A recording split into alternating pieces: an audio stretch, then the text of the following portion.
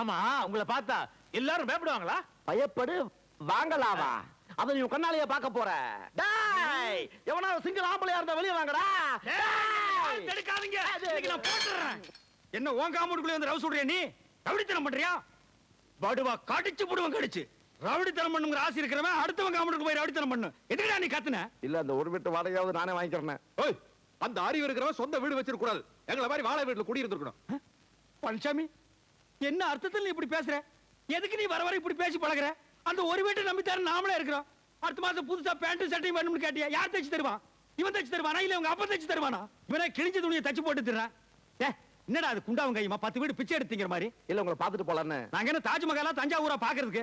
ச்சே, ரொம்ப நீசன்ஸா இருக்கப்பா. ஒரு 50 பைசா போட்டுடு. வர வர இந்த ஹவுஸ் ஓனர்ஸ் ட்ரபிள் தாங்க முடியல. இந்தா எடுத்துட்டு தொலை. இந்த பாரு, நான் சேவிங் பண்ண செட் எல்லாம் அப்படியே வச்சுட்டு வந்துட்டேன். அதெல்லாம் எடுத்து கழுவி ஜன்னலோரமா வை. நாங்க 2 பேரும்